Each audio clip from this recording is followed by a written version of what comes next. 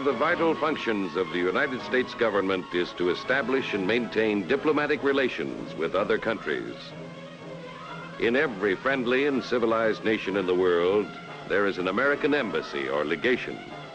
Whether it is Paris or Cairo, Shanghai, or any other remote outpost, the most reliable and confidential means of communication is the courier service. Armed only with his passport, the courier, like a global postman, delivers the top secret dispatches of our government. Passport.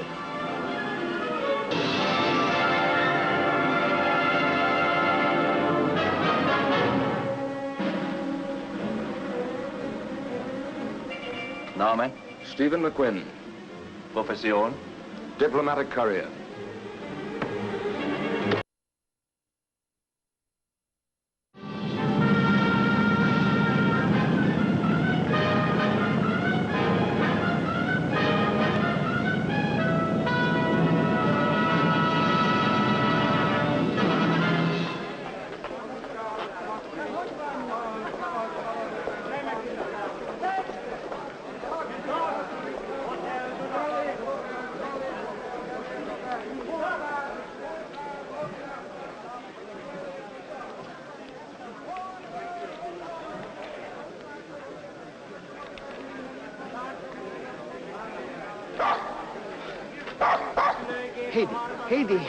Heidi, come here. Oh, bocsánatot kérek, nagyságos uram. Miben lehetünk szolgálatára, nagyságos uram? Sorry, but I just arrived from London. Oh, welcome. I'm one of the most experienced guides in Budapest. My name is Virgil Kish. But I say I can't speak Hungarian. This is already English.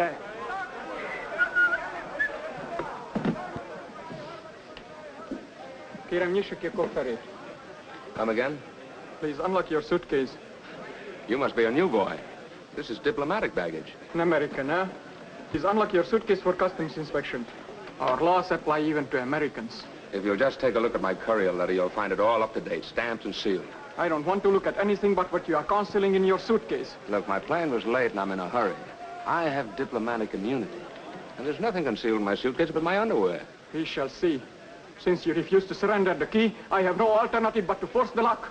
Well, that's a brand new suitcase. In Hungary, a smuggler is an enemy of the state. Hey, wait a minute. Wait a minute. Kovács, gyere ide! Arrest this man! Vigyétek a főhadiszállásra, egy smuggler! Nem akarja kinyitni a kofferét! Tudjunk, hogy bánjuk el az olyan alakkal, mint ön. Ezek az amerikaiak azt hiszik, hogy mi bolondok vagyunk. Azt hiszik, hogy egy olyan alakkal, mi...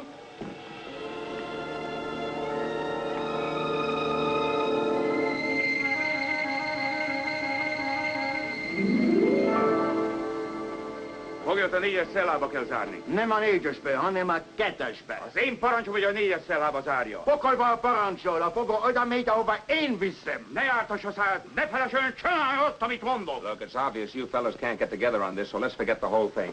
Már a börtönkulcsokat egy szeretni szállt. Ne jártas a szád, mert maga is a rács mögé kerül. Hát beszélni sem szabad. Jaj, a mama ezt hallom. I'm sorry if I'm intruding. Please, no. Stay a while. Well, if you insist.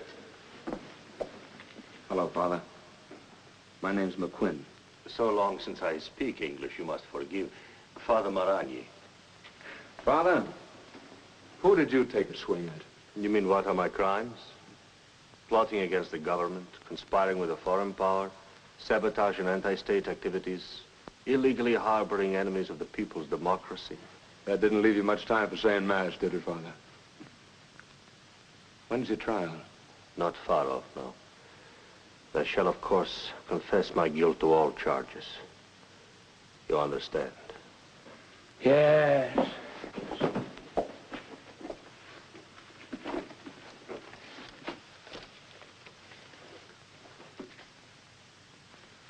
Oh, would you care for a cigarette, Father? Yes, I think I would.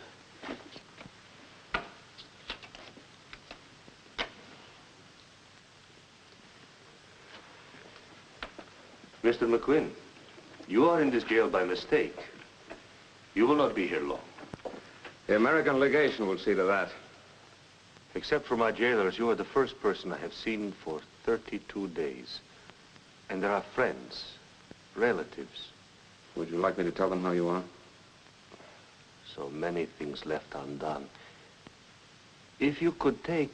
A secret message? That's against all the rules, Father. Both Hungarian and American. A courier is not permitted to get involved with internal affairs. I'm sorry. Something non-political, just to say I'm all right. Oh, sure. There would have to be someone who speaks English. Next door to the St. Gellert Hotel, there is a barber shop. An old and trusted friend. His name is Petros. All right, Father. I'll tell him everything I can. I thank you.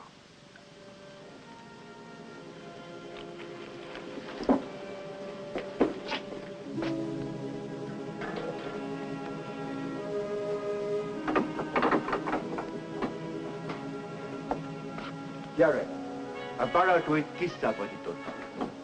He says the American legation has arranged for your release. Well, it's about time.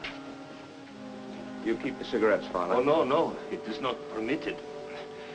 Forgive that I am slow. I was interrogated all night. Goodbye, Father.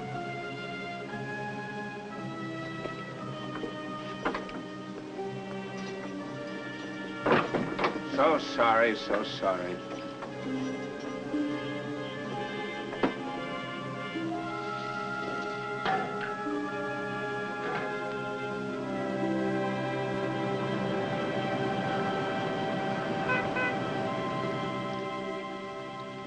All right, so I shouldn't have antagonized him. Well, the fact remains you did. Well, the high-handed little punk called me a smuggler. He was going to force open my suitcase. And he shoved me. I'm familiar with all the details, Steve. Well, what would you have done? Use diplomacy? Yes. Oh, Bernie. Say, Bernie, do you know anything about a priest named Father Maragni? Another Vincenti, yes. Why? Efficiency in the people's democracy is not what it's advertised to be. They stuck me in the same cell with Maragni. Have they broken him down yet? Not quite. I suppose there's nothing that can be done? We were lucky to get you out. Maragni knew what he was doing. He was warned, but he kept right on. Well, they've charged him with everything in the book. Interfering with state affairs, helping non-communists to escape from the country. And when a group of students staged a demonstration and the security police decided to arrest them, Maragni hid them out. Now he won't tell where they are. A real criminal type. In Hungary, yes. See, the little brush you had with the customs inspection is one thing. You had some justification. Oh, thank you. But interfering in Hungarian politics is something entirely different. Here, sign this. Your overboy ideas about helping the students will only land you back in Stalin's 60. I never heard of those students before this minute. Then what message has Maragni whispered to you in the cell? Steve, that man's been in that cell for over a month. No one is allowed to communicate with him. He can't have any visitors. Of course he gave you a message, and don't think the security police don't know it, too. I let him tell me the non-political state of his health and nothing more. I'm sorry if the security police are disappointed in me. If I'd known the whole story, I think I'd have listened. You'll be glad that you didn't. I told him all I could do was let his friends know how he is. There's not much point in that, is there? No, I guess not. And what you need is a glass of Barak and a good Hungarian dinner. No, I think I better get a shave first. Köszönöm szépen, köszönöm a lássa. Tessék. Petros. Yes? I have a message for you. Who sends the message? Father Maragni. That cannot be. Father is in jail. Well, so was I. I spent an hour in the same cell with him. I do not believe this. It is a kind of trick. Do you know his handwriting? Yes. Well, I can show you the message. You're supposed to pass it on to some girl. Please, you must not tell me. Times have changed. I cannot help you. Her name is Gisela. I know no one by that name. I'm sorry. There's nothing I can do. Please, do not come here again. Look, if you could just tell me where I can find Gisela, I'll take her the message myself. But I don't even know her last name. My friend, if you have any message from Father Maragni, destroy it. Erase it from your memory. If you are wise, you will leave Budapest before dark. Well, thanks for the advice.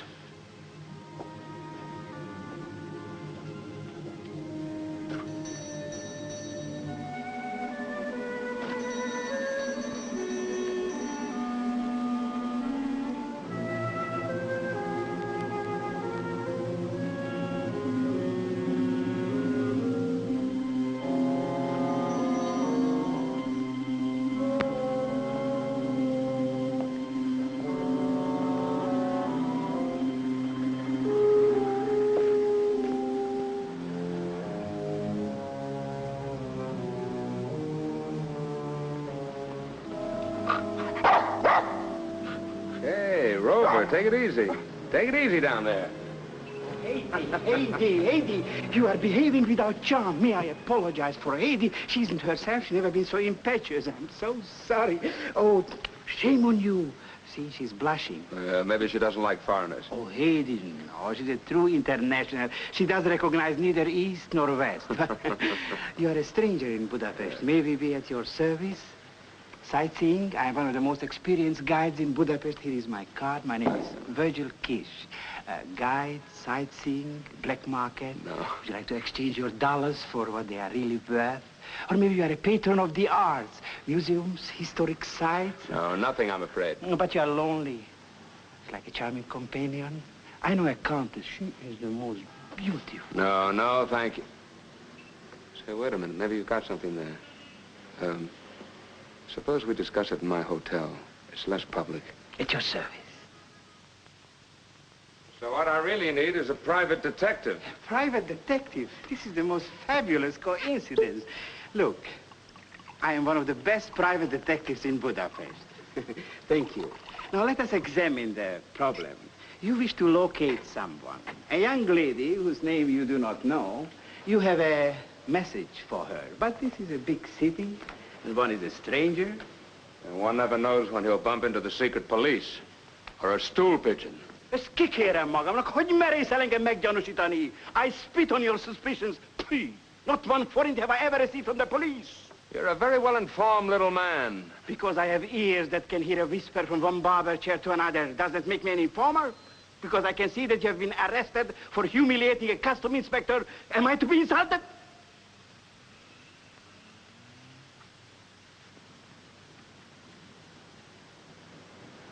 I assume you have a proposition. Yes. Well, let us agree first that you are in somewhat precarious position. You cannot go out and search for the young lady because the secret police would know in 10 minutes about your activities, right? On the other hand, you suffer from that very typical American disease, conscience, that doesn't let you to ignore the matter. Therefore, you have no alternative but place yourself in my very capable hands.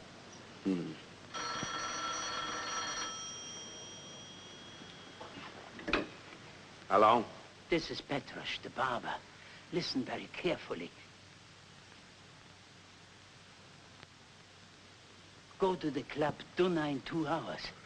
I cannot do more.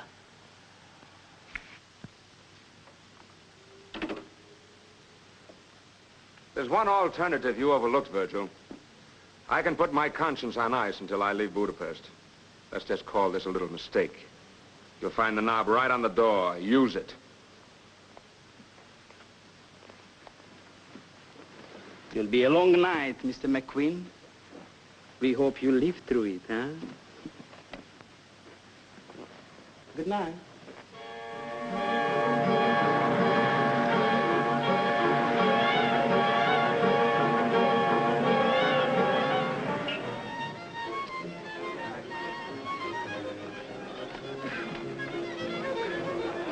Sajnálom, borzasztó hiba történt. First, we'll decide what wines you have, and then we'll choose the food to go with it. Monsieur, but a terrible error has been committed. This table is reserved, you understand? No. The most important customer. He always has this table at this time.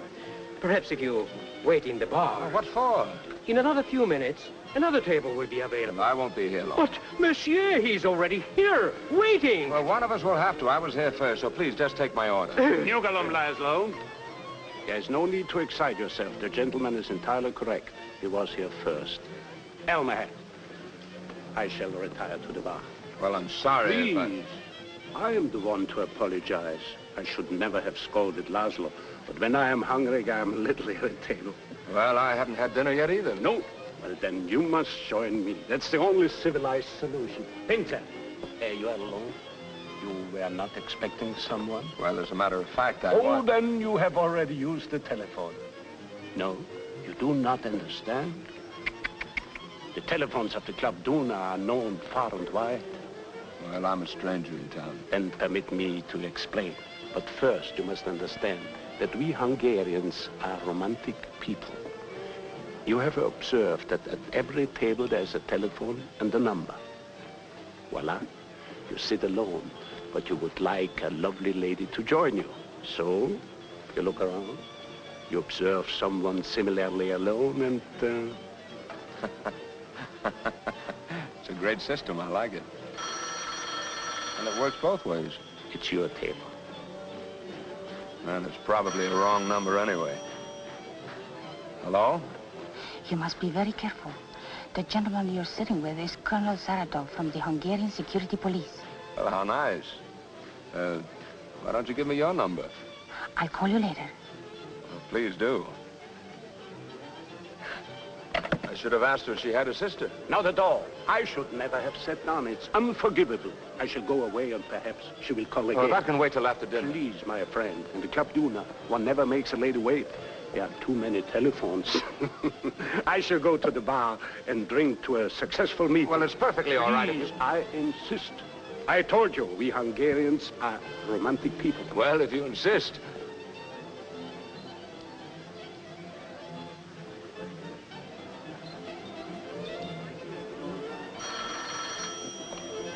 Yes?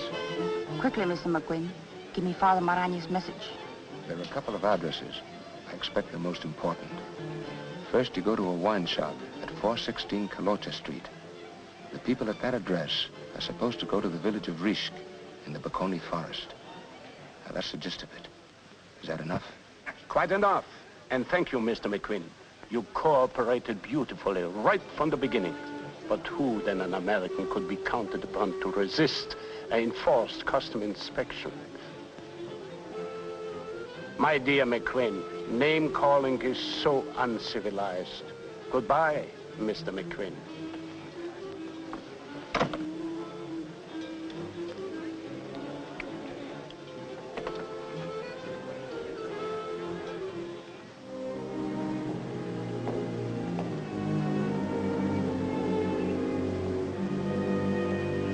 Just a minute, McQuinn. You may casually light a cigarette. Perhaps even two. I'm afraid, Mr. McQuinn, I am too late. If you gave your message to a young lady, she was the wrong one. Yeah, I know. Thank you. Sucker play from start to finish. Even that customs inspector was a ringer. Yes, they are clever, very clever, that secret police. Yeah, but sometimes they get carried away. Now, putting me in Marani's cell, that was a real production. Then they got sloppy. That phone call from Petros. I didn't even tell him my name or where I lived. That should have planted suspicions, Mr. McQuinn. Yeah. And then when they gave me the table that's always reserved for Colonel Saratov of the secret police, a whole crop sprouted. You mean to say that the message you delivered... Father Moran, you would never have recognized it.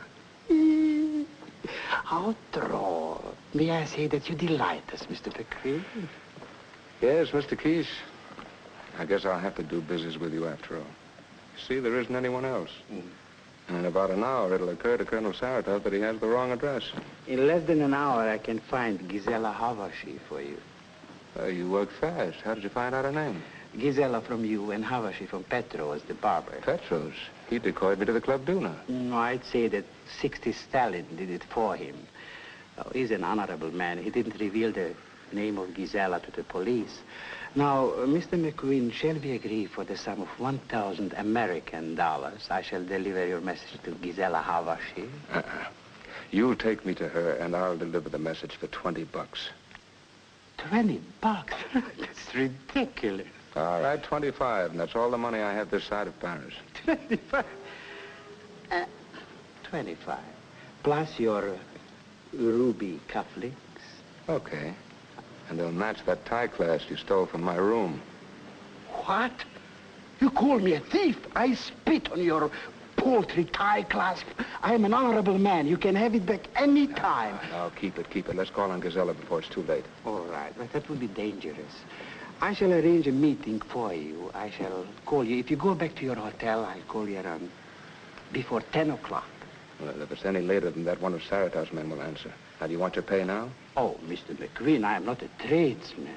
I trust you since you trusted me. However, if you happen to have a cigarette, Here, keep them. Thank you.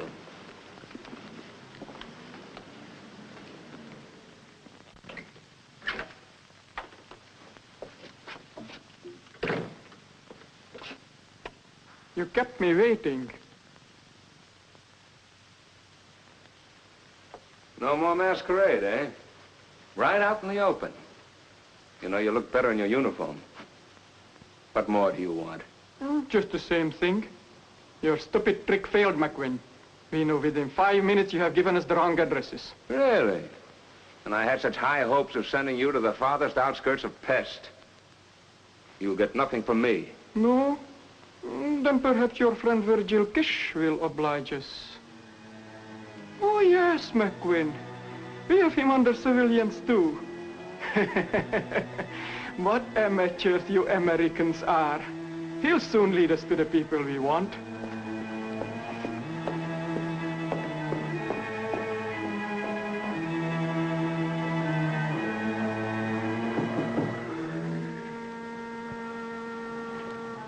Itt lakik Havasi Gizella Kishez. Kicsoda?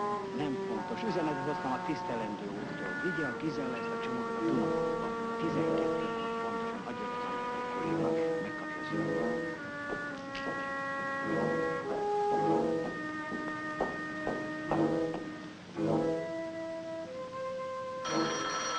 Wait a minute. One hint of warning to Kish and I shall shoot you through the head. I don't think you are prepared to die for a few students you have never even seen. Hello? Hello, Steve. Bernie here. I just thought I'd do a little checking. I'm glad to know you're not doing anything foolish. Or are you? I'm in my room, even before curfew. No, it's after lights out that I'm worried about. You know me, Bernie. I do indeed. Do you mind if I come over and see you for a few minutes? I certainly would mind. When I require a babysitter, you'll know about it. Now stay away from here, Bernie. Well, that's just what I suspected. I'll be over in 20 minutes. I told him not to come. 20 minutes. Very well. We shall see.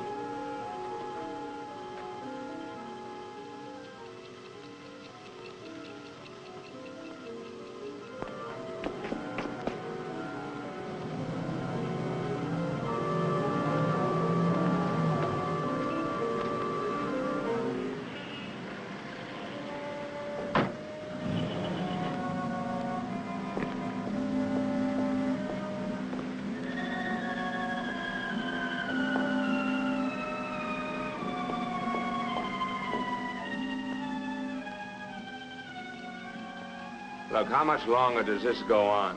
I'll get out before your attaché arrives. Oh, stick around. Bernie just loved to talk diplomatic relations with you. Are you getting nervous, McQuinn? No, just sick, comrade. Sick to my stomach from just looking at you.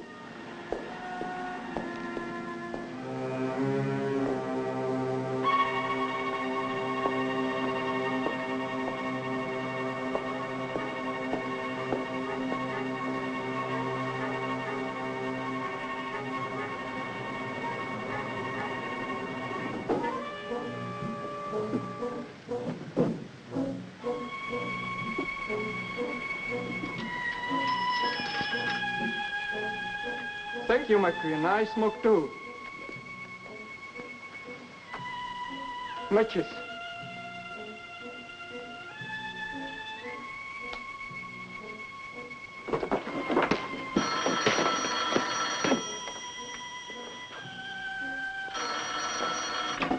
Hello?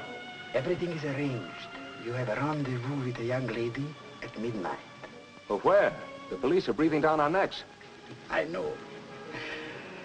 Colonel Saratov will be in disfavor with his superior officers. You see, I've drawn the pursuit far, far away from the meeting place I arranged, which happens to be the Club Duna. How droll. May I say that you delight us?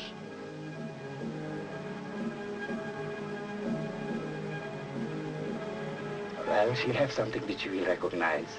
A little gift from you to me. The ruby tie clasp.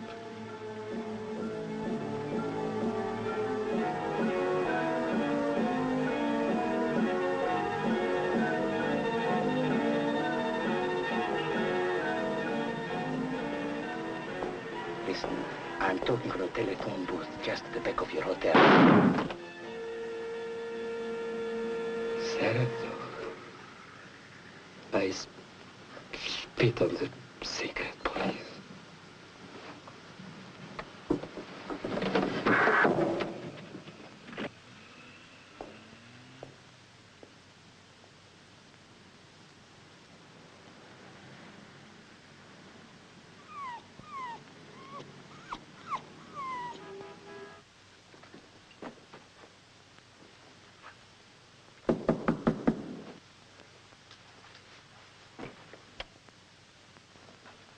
Who is it? Bernie. Who are you expecting? Bernie, I'm glad you came. In fact, I'm going to buy you a drink. Have you any idea what time it is? Nobody goes out this time of night. Only little dogs and fools. You better come along with me, Bernie. The way I feel, I'm apt to get into a lot of trouble. Thank you.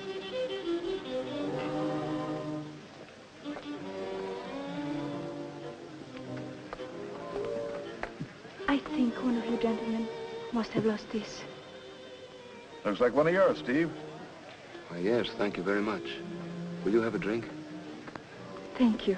It's quite late. Well, have a cigarette. Here, keep the pack. Oh, yes. Here are some matches, too. Thank you. Thank you so very much. God bless you. Good heavens, all that over a pack of cigarettes. I must try it myself someday. Oh, Boccianot.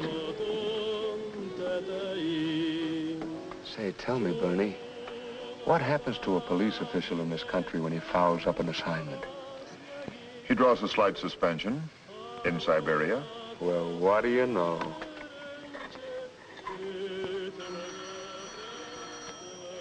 Hello, Colonel Saratov?